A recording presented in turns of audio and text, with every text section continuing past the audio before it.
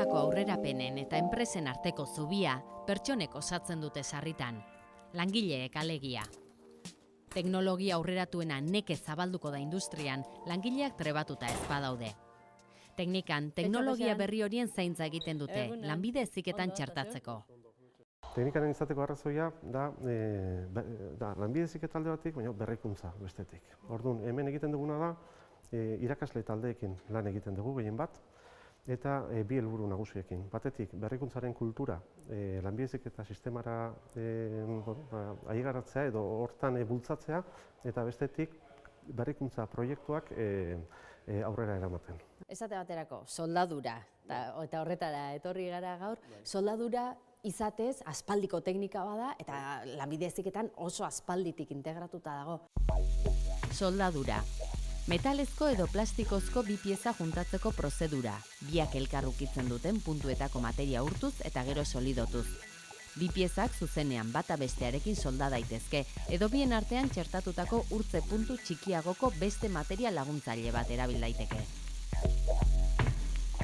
Soldadura betiko prozesu industrial garrantzitsu bat da, eskakizunak gero eta handiagoak dira, zentzu askotan, prozesuei dagokienez, kalitateari dagokionez, edo automatizazioari dagokionez adibidez, eta orduan horri erantzun azkar bat eman bartzaio, lanbide heziketatik ere enpresen beharrei erantzun azkar hori ahalik eta epe motzenean emateko. Iruditzen bat zaizue, joan gaitezke pixka tailerrea eta han ditugunak ikusi. Osan da? Ederki. Hau da, gure aipatu dugune tailerra, soldadura tailerra. Tailer, laboratorio, antzekoa. Hemen egiten ditugu soldadurakin zerikusi duten proiektuak, bat aipatzeagatik, hemen robot bat ikusten dugu. Hau ikastetxe batzuetan behintzat ja badago, ez da ikasleen eskura.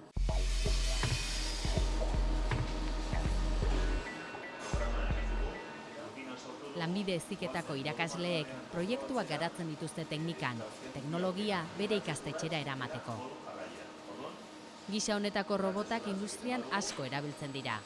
Produkzio handietarako erabiltzen ziren hasieran, baina gaur egun enpresa txiki eta ertainetan ere badituzte.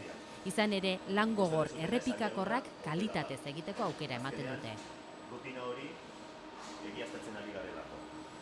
Robotak aplikazio askotarako egokitzen dira, soldatzeko besteak beste.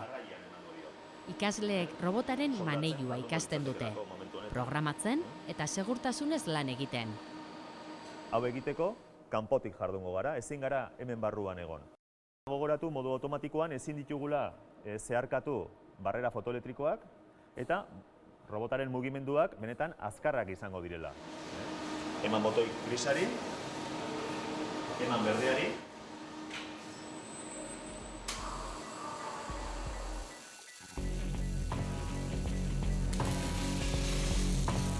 Soldatzen ari den bitartean robota poliki ari da. Soldadura abiadura kontrolatu beharreko parametroetako bat delako.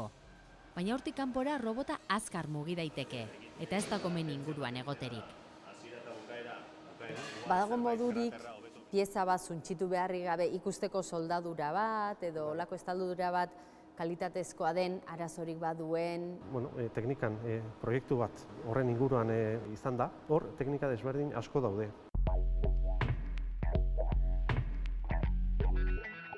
Hemen mai hontan dauzkaguna dira gainazaleko akatsak. Orduan, metodo bat, ikusteko metodo bat da begizko ikuskapena. Dala begiz begiratzea. Hortarako erabiltzen duzu lupa bat eta argi bat akatsak nun dauden ikusteko. Hemen daude partikula magnetikoak. Ikasleek akatsak identifikatzeko hainbat metodo ikasten dituzte. Ikusgarriena agian partikula magnetikoena da.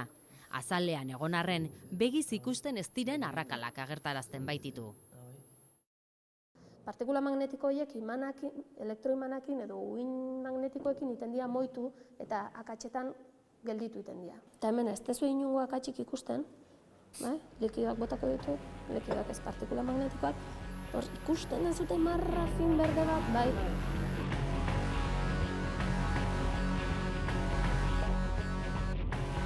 Soldaduraren barnean egon daitezkeen akatsak aurkitzeko ultrasoinuen metodoa erabiltzen da.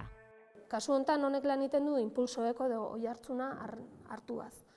nik baldin badakit honek halako lodiera daukela, ultrasoinua botatzen detenen, ultrasoinuak egingo du. Pieza bukatzen den tokian, rebotatu. Lehenago rebotatzen baldin badu, da bukaera baino lehenago zerbait aurkitu dulako, akatsen bat.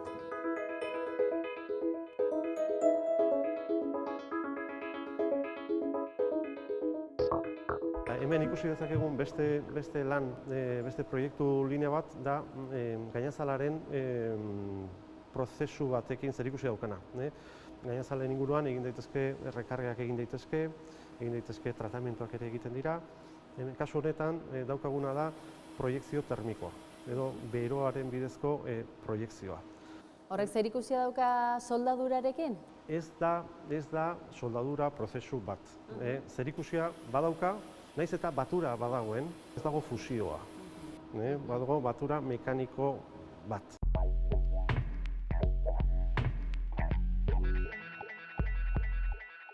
Bere helburua da oinarrizko material bati, bere propietate dauzken oinarrizko material bati, beste propietate batzuk ezarri. Adibidez, korrosioen aurkako propietateak, marruskaduran kontrako propietateak, edota propietate dielektrikoak. Hori lortuko dugu holako pistola batekin, oxigaseko pistola batekin. Beraz, oxigaseko garra lortzeko, alde batetik azetilenoa eta beste aldetik oxigenoa.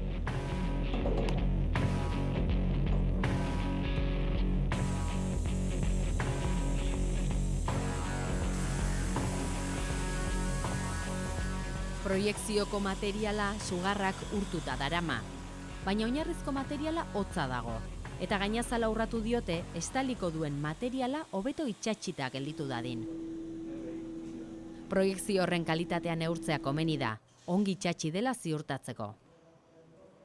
Proiektatutako material horri egin behar zaizkio entsegua jakiteko ondo gaizki proiektatuta da, jarri dugun parametrok egokiak diren ala ez.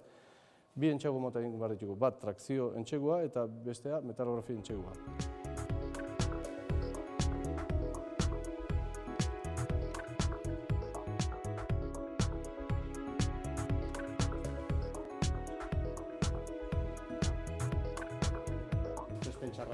Itxaspena, oinarrizko materiala eta guk proiektatuaren artean txarra da.